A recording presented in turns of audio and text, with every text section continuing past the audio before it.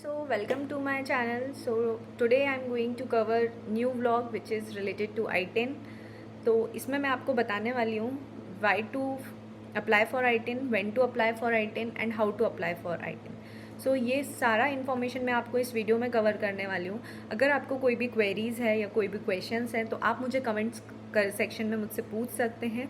सो चलिए हम ये वीडियो स्टार्ट करते हैं. Start why to apply for I-10. तो फर्स्ट ऑफ ऑल मैं ये बताना चाहूँगी कि जो भी टैक्स हम पे करते हैं यूएस गवर्नमेंट को, उस टैक्स के बेनिफिट्स अवेल करने के लिए हम लोग टैक्स रिटर्न फाइल करते हैं. अभी I-10 कौन अप्लाई कर सकता है एंड कौन नहीं अप्लाई कर सकता है ये भी मैं आपको बताती हूँ.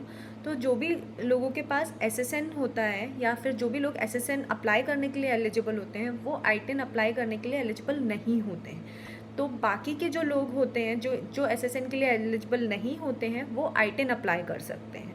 सो फॉर एग्जांपल मैं आपको एक एग्जांपल देती हूँ. जैसे कि मेरे हस्बैंड है वो यहाँ पे H1B वीज़ा पे हैं और मैं H4 वीज़ा पे हूँ. तो वो SSN के लिए अप्लाई किए हुए हैं. उनके पास SSN है because he is working here and I am not working here and मेरे पास यहाँ का वर्क वीज़ा नहीं है, इसलिए मैं I-10 अप्लाई करने के लिए एलिजिबल हूँ. To the second point which is when to apply for I-10. So basically अभी जो I-10 का डेट स्टार्ट हुआ है वो 29th ऑफ जनवरी से स्टार्ट हुआ है एंड ये जाएगा अपना 15th ऑफ अप्रैल तक. तो ये एक टैक्स सीज़न होता है यूएस का. तो इस सीज़न में ही आप सिर्फ ये I-10 फाइल कर सकते हैं. And how to apply for I-10. तो सबसे पहले मैं बताना चाहूँगी कि कुछ लिस्ट ऑफ डॉक्यूमेंट्स हैं जो कि मैंडेटरी हैं इस प्रोसेस को अप्लाई करने के लिए.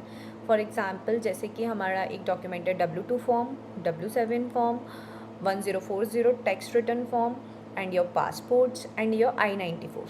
तो ये कुछ डॉक्यूमेंट्स हैं जो कि बहुत ज़रूरी होते हैं इस प्रोसेस को कंप्लीट करने के लिए.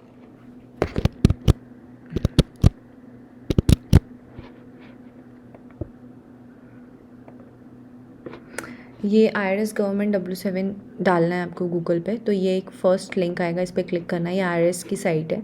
यहाँ पे ये फॉर्म W7 जो आपको दिख रहा है करंट वर्जन, इस पर क्लिक करना है. सो ये आपको PDF फॉर्म में दिख जाएगा. यहाँ से आप इजीली डाउनलोड पे क्लिक करके ये फॉर्म यहाँ से डाउनलोड ले सकते हैं.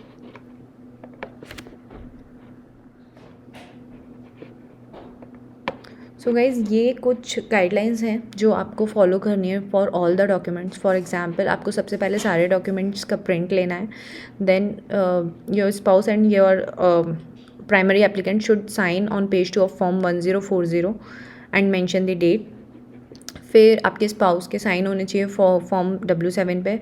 फिर W2 के फॉर्म की कॉपी लेके जाना है. सो ये सारा जो डॉक्यूमेंट्स का लिस्ट मैंने गाइडलाइंस बनाया है ये आप आराम से फॉलो कर सकते हैं और ये फॉलो करके आपको सारा डॉक्यूमेंट्स पूरा प्रिपेयर करना है. एक बार आपके डॉक्यूमेंट्स कलेक्ट हो गए then you have to take an appointment with the IRS government site. I will give you the numbers in the description section. Otherwise आपको IRS की साइट पे भी काफ़ी सारे कॉन्टैक्ट्स नंबर मिल जाएंगे.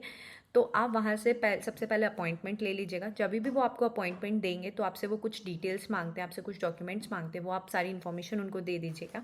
एंड उसके बाद वो आपको एक टाइम स्लॉट देंगे और आपको एक डेट देंगे. तो उस डेट और उस टाइम पे आपको बिफोर टाइम ही पहुंचने का ट्राई कीजिएगा बिकॉज वहाँ पे थोड़ा सा सिक्योरिटी चेक इन भी रहता है, उसमें टाइम लग जाता है.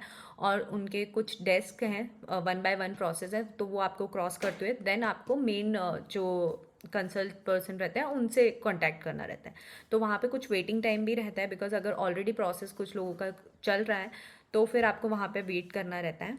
तो आप अपने बच्चे और बच्चों को या फिर आप अपने स्पाउस के साथ अगर जा रहे हैं तो वहाँ पे सारे टॉयज़ वगैरह भी रहते हैं, तो बच्चे काफ़ी इन्जॉय करते हैं क्योंकि काफ़ी लंबा टाइम लगता है वहाँ पे.